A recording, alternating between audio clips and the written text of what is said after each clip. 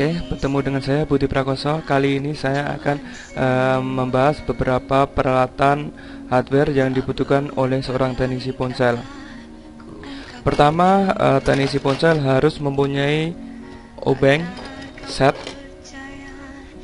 Ini ada banyak sekali tipe obeng, dari obeng bijian sampai dengan obeng set. Nah, rata-rata yang dipakai hanya 3 obeng saja. Ada yang disebut T6, ada yang disebut T5, dia lebih kecil, dan ada untuk ponsel-ponsel Cina memakai plus. Kedua disebut dengan pinset. Pinset ada 2 varian, yaitu lurus sama bengkok. Ini untuk kualitas tergantung dari harga. Kalau harga yang murah dia gampang sekali dibengkokkan atau bengkok. Kalau untuk yang lumayan bagus dia susah. Terbuat dari baja asli. Ini dipergunakan untuk mengangkat IC atau mengangkat suatu komponen. Oke. Selanjutnya ada tang. Tang ada 2 macam, yaitu tang potong dan tang lurus. Ini dipergunakan untuk membuka kaleng penutup maupun untuk memotong kawat. Selanjutnya ada gunting cutter. Ini juga sama, dipergunakan untuk memotong. Selanjutnya ada pisau bedah. Ini dipergunakan untuk mengangkat IC yang ada lem. Ada beberapa macam seperti Sony Ericsson, CPU dan IC Flash rata-rata di lem. Kalau Nokia itu ada IC Power UM di WD2, dan kadang-kadang ada CPU yang di lem. Cara membukanya, kita bedah dulu atau hilangkan lemnya, setelah itu baru bisa diangkat.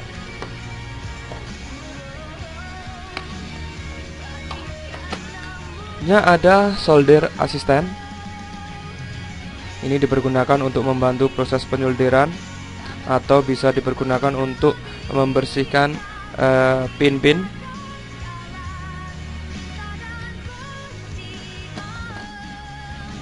Ada PCB stand.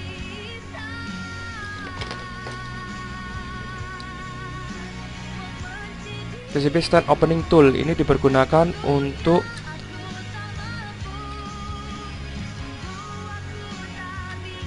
menjepit PCB-nya seperti ini. Ini ada kunciannya berupa mur untuk mengunci searah jarum jam untuk membuka berlawanan jarum jam.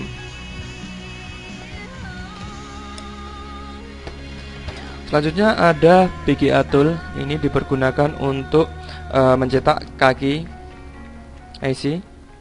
Ini ada lubang-lubang kotak yang nantinya untuk tempat meletakkan kaki IC-nya.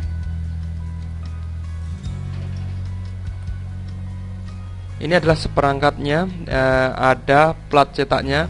Nanti IC-nya dihitung, dicocokkan dengan kaki membutuhkan berapa kali berapa, besar kecilnya.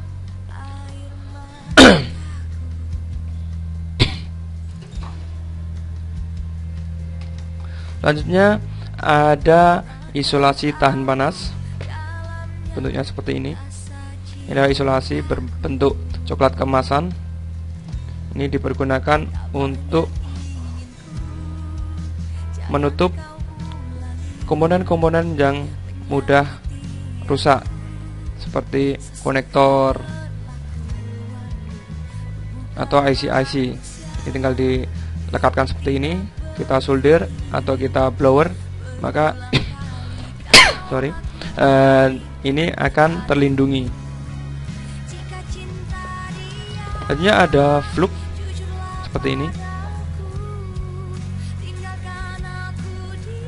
Plug ini dipergunakan untuk melindungi IC agar tidak terbakar saat kita melakukan proses pembloweran, pemanasan, atau mengganti spare part. Tinggal ditekan di atas IC-nya, setelah itu blower. Dan ini berguna untuk mempercepat lelehnya kaki IC. Selanjutnya ada timah gulung, ada beberapa. Ini model yang besar, ini untuk model yang kecil. Ada thinner. Temannya thinner adalah pasta gigi atau sikat gigi, bukan pasta gigi ya, sikat gigi. Ini dipergunakan untuk membersihkan sisa fluk atau kotoran yang menempel di PWB-nya, di boardnya.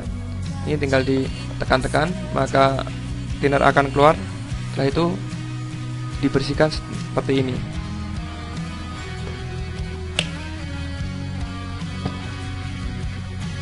Selanjutnya ada timah pasta. Ini adalah dipergunakan untuk membuat kaki IC BGA. Kawat jumper dipergunakan untuk menghubungkan jalur yang terputus. Seperti contohnya di sini ada penjamperan dari buzzernya.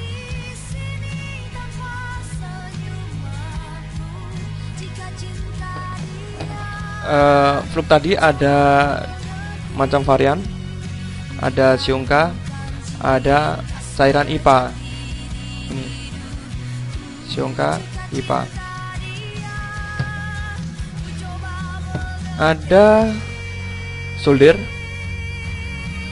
yang dipergunakan untuk ponsel perbaikan ponsel. Itu kepalanya runcing, berbeda dengan solder yang digunakan untuk elektronika yang besar, karena komponen-komponen di ponsel itu sangat kecil, maka dibutuhkan kepala yang runcing dan kecil seperti ini.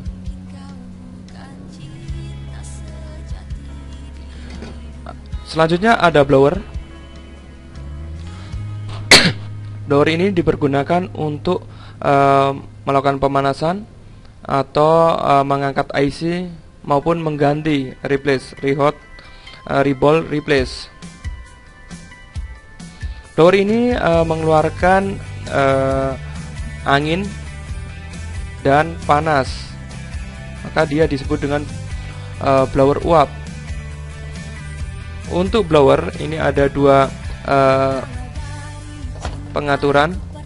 Pertama ada air, ada heater. Air ini adalah untuk udaranya, untuk heater adalah panasnya.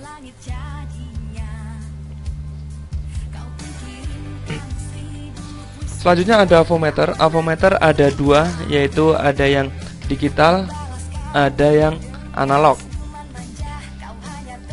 Perbedaan dari avometer ini adalah jika analog memakai jarum untuk hasilnya. Untuk digital dia bisa dilihat langsung. Seumpama kita mengukur baterai tegangannya adalah sekitar 3,7 volt. Nah, ini bisa digunakan memakai kali 10 seperti ini. Setelah itu diukur, plus dapat plus, minus dapat minus.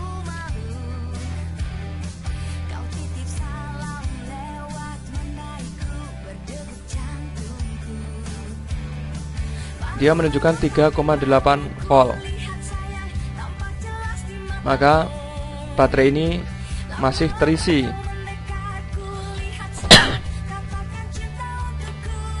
Selanjutnya ada power supply. Ini adalah power supply digital. Nanti juga ada yang analog. Di sini ada pengaturan untuk berapa volt yang digunakan. dia bisa dipergunakan untuk pengganti baterai, maka di sini diposisikan ke 3,7. Cara mempergunakannya seperti ini. Pada konektor baterai, plus dapat plus, minus dapat minus. Setelah itu tinggal dihidupkan, maka ponsel akan hidup. Jika Nokia, dia ditambah dengan satu, yaitu BSI berwarna hijau, itu dihidupkan. Nah, dia akan hidup. Selanjutnya ada frekuensi counter.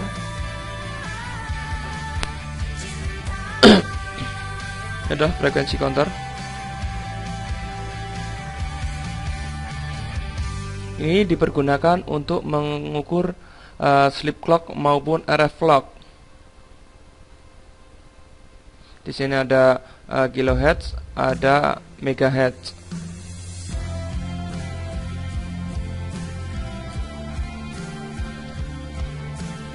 Selanjutnya ada ultrasonic cleaner.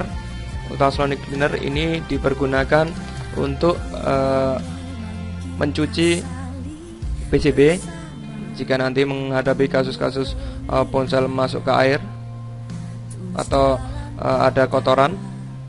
Nah, ini caranya, PCB dimasukkan ke tempatnya. Ini nanti diisi air ataupun thinner. Setelah itu dihidupkan, tunggu sampai selesai, maka ponsel akan kembali bersih.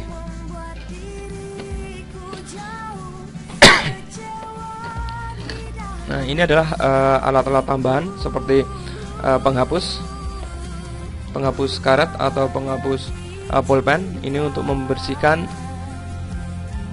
pada bagian keypad. Nanti dia akan kembali bersih seperti baru kembali.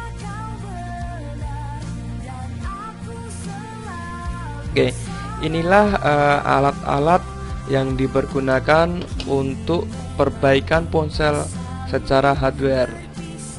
Terima kasih.